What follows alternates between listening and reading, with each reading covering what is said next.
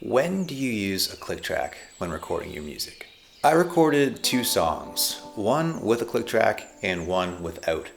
And what I learned really changed the game for me. In this video, I want to talk about why you might not want to use a click track when you record your music, and situations where using a click track actually makes the most sense. If you don't know me, I'm Dave, and I'm a songwriter and music producer, and I started making music when I was 15 years old. But it's only been in the last couple of years that I've actually been recording and releasing my music after taking a long absence from it.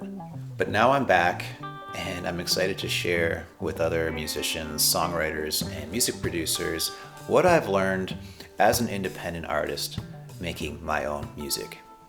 I think a lot of musicians have a weird relationship with click tracks, especially today when everything seems so locked to a grid and quantized. That's not to say click tracks don't play a role and aren't important sometimes, and we'll look at some situations where you might want to use one. But for now, let's look at why you might not want to use a click track. So I just put out my second song, Hidden Gold. Till I find the hidden gold.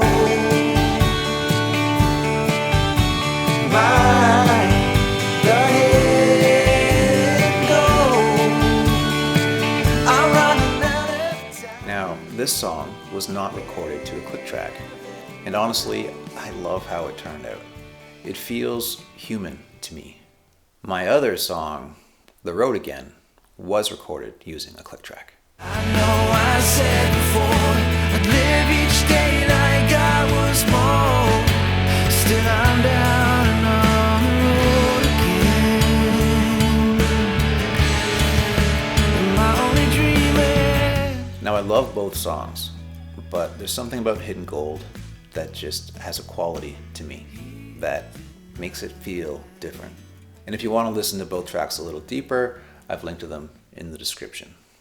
While both tracks do use a click track, what differs is how they were used in the recording process.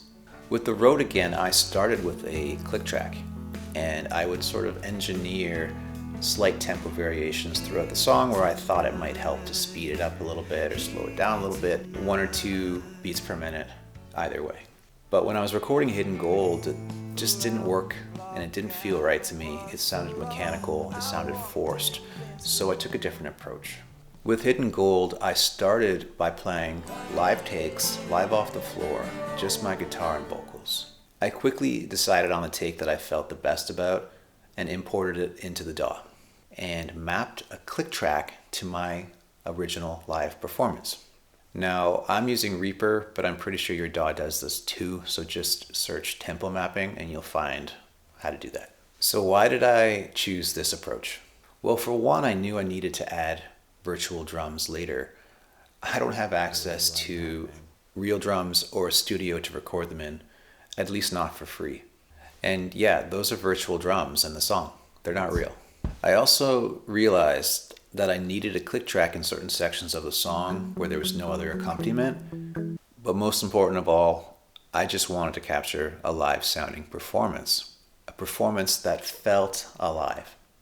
So when should you record to a click track? When you're establishing tempo early on. Sometimes when I am figuring out a tempo to a song, I'll use a metronome to figure that out. Or if I'm using an effect like a delay, I might need to use a click track so that the delay feels on the beat. Loop-based or grid-heavy music. If you're making a lot of loops and things in your DAW that requires a lot of looping and quantizing and things like that, click tracks are very important for that style of music. I would just say be careful. You don't want things to sound too perfect either, unless that's what you're going for. Syncing to film or backing tracks. If you're into syncing your music to film or creating live backing tracks, click tracks are handy to help make sure everything aligns. If you struggle playing in time, so I also teach guitar, and I've realized over the years that time, your sense of time, is something that you acquire. So learning to play to a click track is actually pretty important for learning to play in time. When should you not record to a click track? If you want to capture a real, raw performance, if you're trying to capture a real performance, stay away from a click track. It'll just interfere. Highly dynamic tempo changes.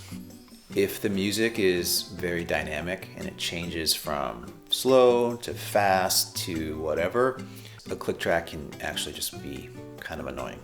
That's generally something you need to rehearse with the band or have somebody leading the feel and the tempo of the song. When feel matters more than precision.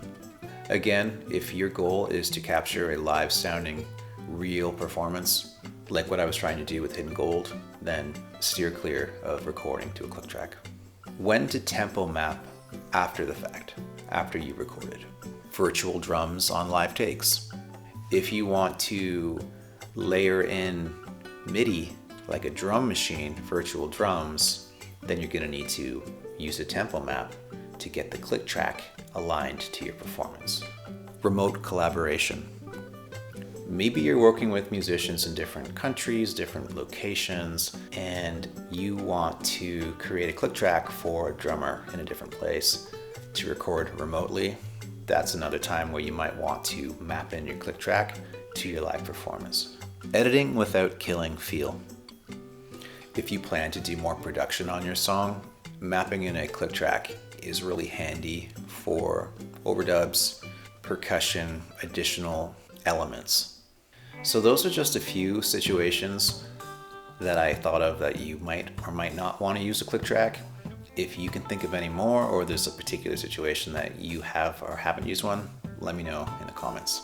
Again, if you want to listen to my full tracks, The Road Again and Hidden Gold, I'll link to them in the description here.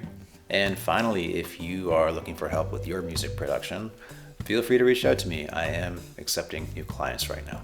Thanks for watching, and I'll see you in the next video.